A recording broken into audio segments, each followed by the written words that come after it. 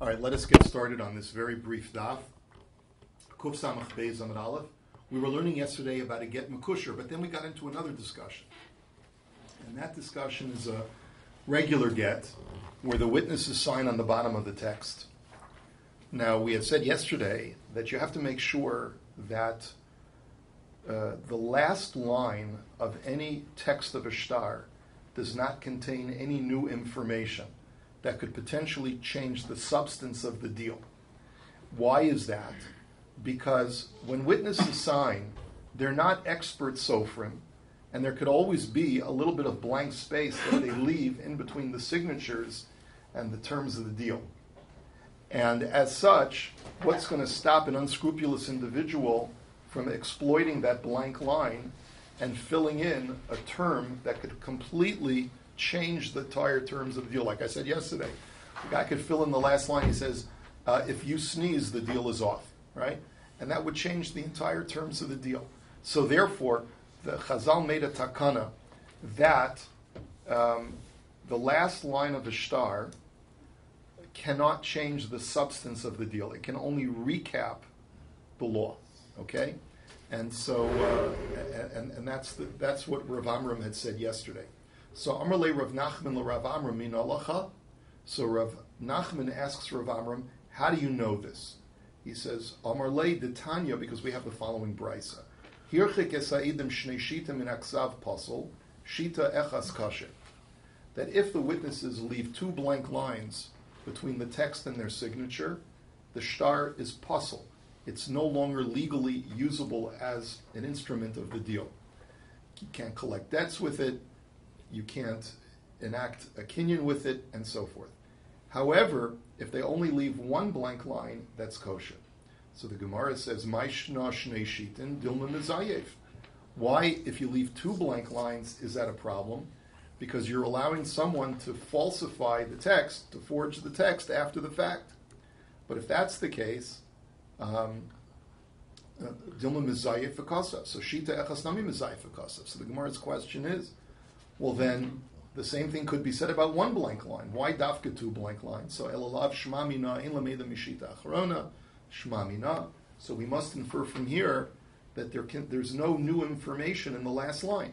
So therefore, if they leave one blank line, nishkaferlach, it's not a big deal. You know why? Because what's the worst that'll happen? An unscrupulous individual will fill in additional text. But since that bottom line cannot contain any new information, it won't change the substance of the deal. Anything that's in the last line is not to be reckoned with. So therefore, even if there was a blank line between the witnesses and the text, it wouldn't make a big deal.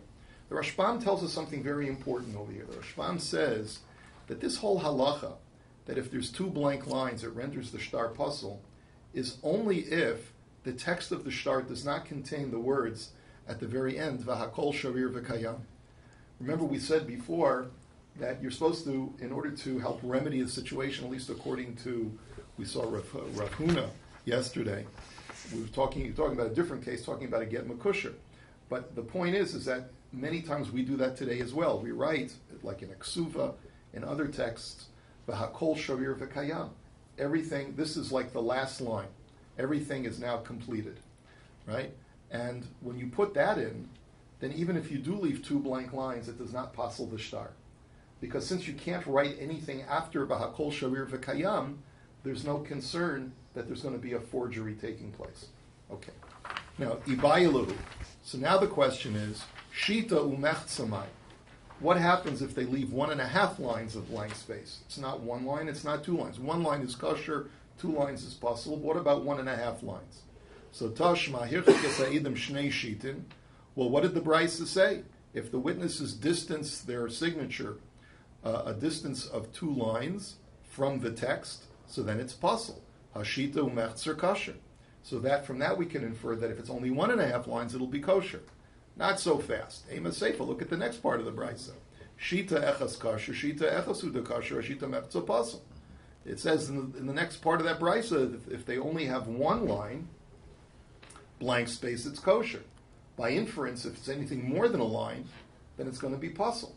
So ella mihalek mishma mina. So really, you can't infer anything from that. Really? So we're going to have to, in other words, anytime you find a situation like this, where you want to make a diuk from the Reisha, and you have the exact opposite diuk to be made from the Seifa, the way you reconcile it is that the Tana was not precise in his language. Either the Reisha is precise and the Seifa is imprecise, or the Reisha is imprecise and the Seifa is precise, but we don't know which one it is, so therefore we can't infer anything. So, my Havi Allah. So what was the final upshot? Tashma de Tanya. So take a look. What does the Brisa say? Hirchik esaidim shnei shitim min aksav pasel. Pachos mikan kasher. This Brisa is slightly different. This Brisa says that if there's two blank lines between the text and the witness's signatures, it's pasel. Anything less than that is kosher. So that implies that 1.5 lines is going to be okay. Now, if you think about it logically, it makes a lot of sense. Because how are you possibly going to get 2 lines of text in 1.5 lines of blank space? You'd have to shrink the font in order to be able to fit in 2 lines, and already that's going to create suspicion. If the size of the font is going to be smaller, so then that already is going to indicate, hey, there's something fishy, and the defendant will be able to make a claim against the person who's bringing the shtar against him.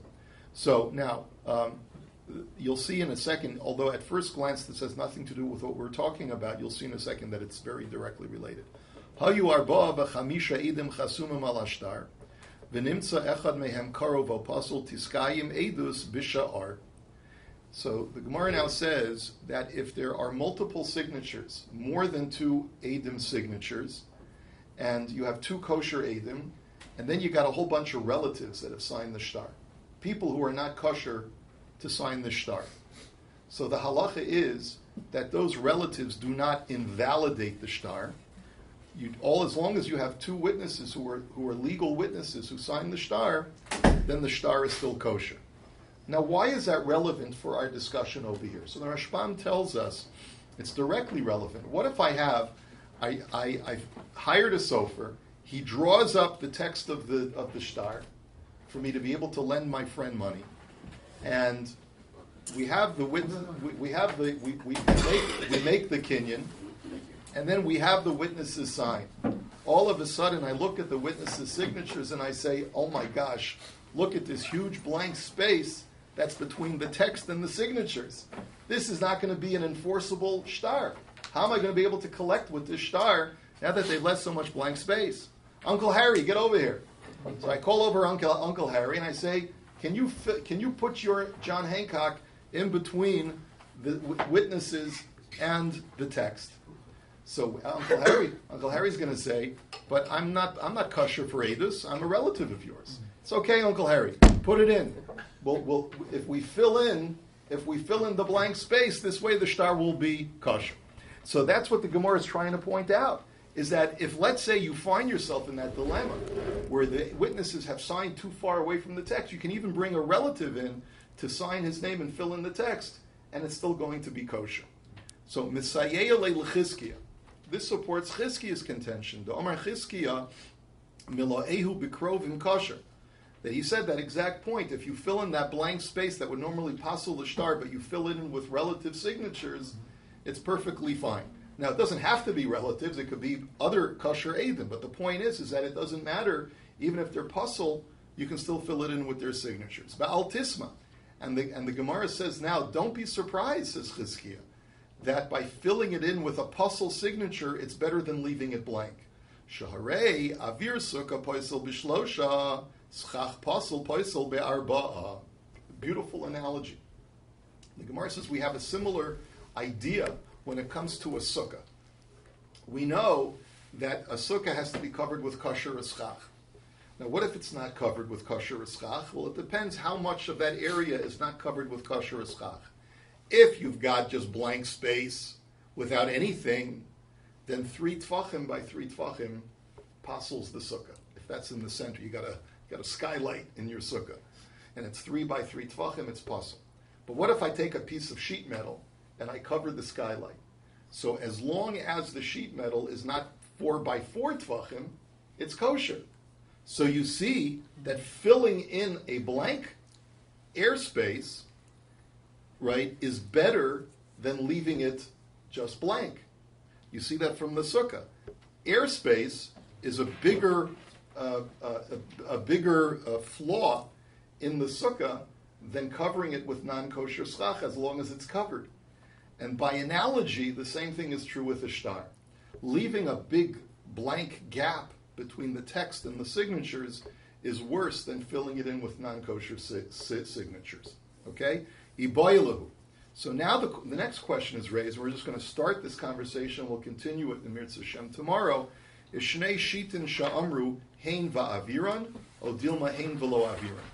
Now, when we talk about you're allowed to have up to 2 blank lines, is that including the upper and lower margins of those lines, or not including the upper and lower margins? Now, what do we mean by margins? Well, think about it for a minute. A lot of Hebrew letters, and this is included in a Sefer Torah when we do Sirtut, we don't make the lines contiguous with each other. We have to create a little bit of a margin above and below the lines. Why? Well, think about it. What about the letter Lamed? Where's the head of the Lamed going to go? Think about a Chaf Sofis, a final Chaf. Where's the leg of the Chaf going to go, or the leg of a Nun going to go? So there has to be upper and lower margins in order to allow for those kinds of letters. So the question now is, what if when we say that 2 blank lines make a get puzzle, is that 2 blank lines with the margins or without the margins? Okay? So, Omer of Nachman bar Yitzchak mistavra dehein va'aviran. The isal gedaita hein v'lo aviran. He says, Shita echas below avira l'may chasya. Ala shma mina hein va'aviran shma mina. So he says something very logical, Rav Nachman bar Yitzchak. He says, and logic only dictates that it's the line together with its upper and lower margins, because without margins, how can you possibly fill in text that is going to be the same font size as all of the other text? So therefore, it stands to reason that if it's just 2 lines without margins, you can't fit in 2 lines of regular size font in there, and therefore there's no ability to forge the shtar, because the most that you'll be able to get in is 1 line of text, and we said that the last line of the shtar does not have any new information in it. So therefore, we conclude from here that when we say 2 lines pasul shtar, it's 2 lines plus the margins. Now we'll continue this discussion about margins in Mirz Hashem tomorrow. Have a wonderful day. Rabbi Chanan ben Akasha Omer. 12 minutes.